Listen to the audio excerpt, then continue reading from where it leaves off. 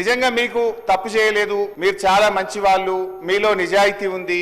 మీరు కూడా ముందుకొచ్చి ఓపెన్ గా ఒక హౌస్ కమిటీ శాసనసభ సంఘాన్ని కాన్స్టిట్యూట్ చేయండి, లేదా ఒక సిట్టింగ్ జడ్జి చేత విచారణ జరిపించండి. కరెక్ట్, మంచి డిమాండ్.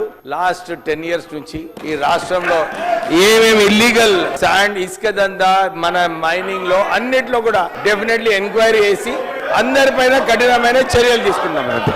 రాఘవ కన్స్ట్రక్షన్ మీద మీరు అక్కస్తో మాట్లాడుతున్నది రాజకీయం చేసేటువంటి ప్రయత్నం తప్ప మరొకటి కాదు.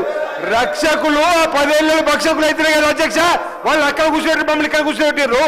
ఈ రోజు లేనిపోని ఆరోపణలు చేస్తూ కక్ష సాధింపు చర్యలో మంత్రి గారు ఏదో అన్నారని ఒక వార్తా పత్రికల్లో వచ్చిందని దాన్ని దృష్టిలో పెట్టుకొని వారిపైన ఈ విధమైన ఆరోపణలు చేయడం సరికాదు. వారికి సంబంధించినటువంటి వ్యక్తులకు ఒక చిన్న మైనింగ్ దాంట్లో ఇబ్బంది అయింది. ఆ మైనింగ్ ఇబ్బంది అయింది కాబట్టి మేము కూడా టార్గెట్ చేసి దీన్ని మైనింగ్ సంబంధించిన విషయంలో ఒక పెద్ద కంపెనీ పేరు పెద్ద వ్యక్తులు ఇన్వాల్వ్మెంట్ చేస్తే ఏదో వస్తా అనుకుంటే తప్ప అధ్యక్ష. ఇంటెన్షన్ గా అందరికి అర్థమవుతుంది ఏంటంటే కావాలని టార్గెట్ చేసి చేసే ప్రయత్నం సరైనది కాదు అధ్యక్ష. మాట మాట్లాడే అవకాశం దొరికిందని చెప్పి ఏది పడుతుందో మాట్లాడలేదు అధ్యక్ష. వ్యక్తిగతంగా టార్గెట్ చేస్తే అధ్యక్ష మేము మాట్లాడలేము అధ్యక్ష.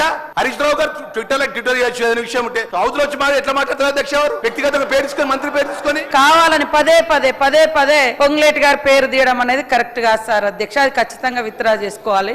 ఎందుకు అంత ఆవేశంగా మా సహచర మంత్రుల పేరు తీసి ప్రత్యేకంగా టార్గెట్ చేయాలి సార్? అది ఇది కరెక్ట్ కాదు. మీరు అడ్డగోలుగా గౌరవ మంత్రి పేరు తీసుకొని అడ్డగోలు మాట్లాడతారు. మీరు ఎట్లా మాట్లాడతారు? మీరు ఏంటండి ఇది?